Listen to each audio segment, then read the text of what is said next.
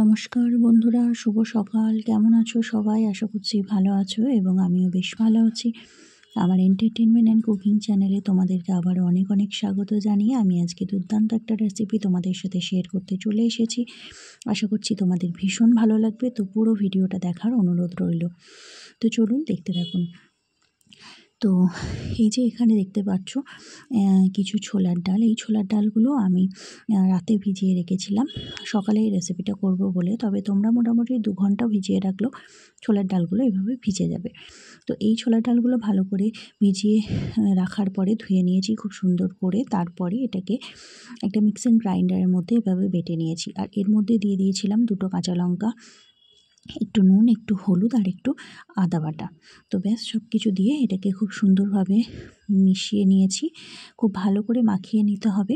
মাখিয়ে নেওয়ার পরে যেভাবে সাধারণ আমরা বড়ি করি, ডালের বড়ি করি বা ডালের বড়া তুলি, তো আমিও সেভাবেই তুলে নেবো এটাকে প্রথমে। তো চলুন, এবার আমি গ্যাসে কড়াইয়ে তেল চাপিয়ে দিয়েছি এবং তেল চাপিয়ে দেওয়ার পরে এই তেলটা একটু গরম হতে দেব। গরম হওয়ার পরে এটার মধ্যে এই যে মেখে রাখা ডালটা ছিল, ছোলার ডাল এটা, তো ছোলার ডালের এই যে এভাবে গোল করে একটু চ্যাপ্টা চ্যাপ্টা করে আমি এটাকে বড়া তুলে নেব। আপনারা চাইলে যে কোনো এটার সাইজ দিতে পারেন, শেপ দিতে পারেন, কোনো অসুবিধা নেই। তো এভাবে করে আমি গরম গরম তেলের মধ্যে সব একে একে ছেড়ে দেবো এবং খুব সুন্দর করে এটাকে ভেজে তুলে নেব। যারা আমার চ্যানেলে নতুন আছেন তারা প্লিজ সাবস্ক্রাইব করে নেবেন। যারা পুরনো আছেন পুরো ভিডিও দেখে ভালো লাগলে অবশ্যই লাইক করে দেবেন, বেশি বেশি করে শেয়ার করবেন এবং কমেন্টে জানাবেন আমার রেসিপিগুলো কেমন লাগছে এবং আপনারা কে কোথা থেকে দেখছেন। আর সাবস্ক্রাইব করে রাখবেন, তাহলে কি হবে, আমার যে রেসিপিগুলো সেগুলো দেওয়ার পরে নোটিফিকেশান সবার আগে আপনাদের কাছে চলে যাবে এবং আপনারা দেখতে পারবেন। তো এভাবে খুব সুন্দর করে আমি উল্টে পাল্টে সমস্ত ডালের বড়া ভেজে নেব। খুব বেশি কড়া করব না, হালকাই ভেজে নেব। খুব বেশি কড়া করলে এটার মধ্যে যে পরবর্তীকালে যে রান্না হবে, রান্নার জুসটা এর মধ্যে আর ঢুকবে না। তো এটা সুন্দর করে ভেজে নেওয়ার পরে আমি এই যে একটা জায়গায় তুলে নিচ্ছি একে একে আস্তে আস্তে। তো সব ডালের আমি এভাবেই ছোট ছোট করে বড়া করে নিয়েছিলাম এবং আমার এখানে খুব ভালো করে তোলা হয়ে যাওয়ার পরে এই যে দেখে নিন, ডালের বড়াগুলো আমার ঠিক এরকম হয়েছে দেখতে। এটা আপনারা চাইলে গরম ভাতে একটু ডালের সাথে শুধুও কোনো রান্না না করে এভাবে খেতে পারেন, কিন্তু আমি আজকে এটা রান্না করব। তো এখানে আমি গরম তেল চাপিয়ে দিয়েছিলাম। তেলের মধ্যে সামান্য পরিমাণে দিয়েছিলাম জিরে আর লবঙ্গ, এলাচ, তেজপাতা, পরিমাণ মতো কাঁচা লঙ্কা চেরা, আর এখানে দিয়ে দিয়েছি একটা টমেটো কুচি। সব কিছু দিয়ে এবার এটাকে খুব সুন্দরভাবে তেলের মধ্যে আমি নেড়ে নেব। আর দিলাম এখন পরিমাণ মতো নুন, যাতে টমেটোটা তাড়াতাড়ি গলে যায়। একটু 2 মিনিট এটাকে তেলের মধ্যে একটু নাড়াচাড়া করে নেব এবং টমেটোটাকে একটু ভালো করে গলিয়ে নেব। তো এবার এর মধ্যে আমি দিয়ে দিচ্ছি পরিমাণ মতো হলুদ। হলুদ দেওয়ার পরে আরও খুব সুন্দর করে টমেটোটাতে মিশিয়ে নিচ্ছি এবং খুন্তি দিয়ে আস্তে আস্তে চেপে চেপে এটাকে খুব ভালো করে গলিয়ে নেব। নরম হয়ে গেছে। তারপরে এখানে দিয়ে দিলাম সামান্য পরিমাণে আদা বাটা। একদম নিরামিষ রেসিপি আমি আজকে শেয়ার করছি আপনাদের সাথে।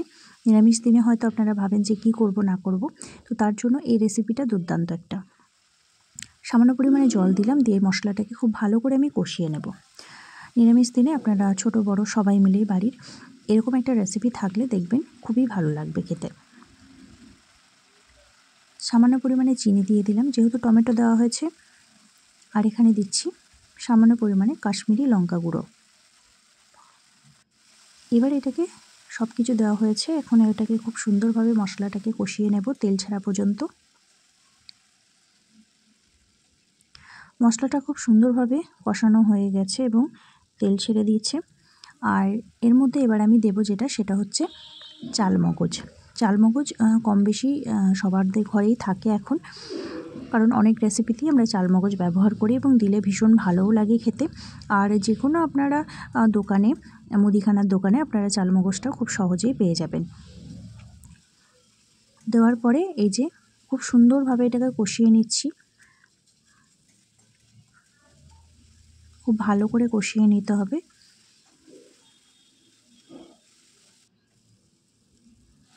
তারপরে এর মধ্যে আমি দিয়ে দিলাম গরম জল। জলটা গরম করে দিলে কী হয়, তরকারির স্বাদটা খুবই ভালো আসে। তার জন্য এখানে একদম গরম জল দিয়েছি।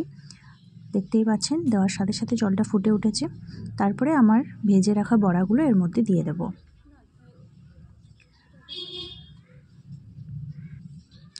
তো এই যে সব বড়াগুলো একসাথে আমি দিয়ে দিলাম। এবার এটাকে 5 মিনিট মতো একটু ঢাকা দিয়ে ফুটতে দেব।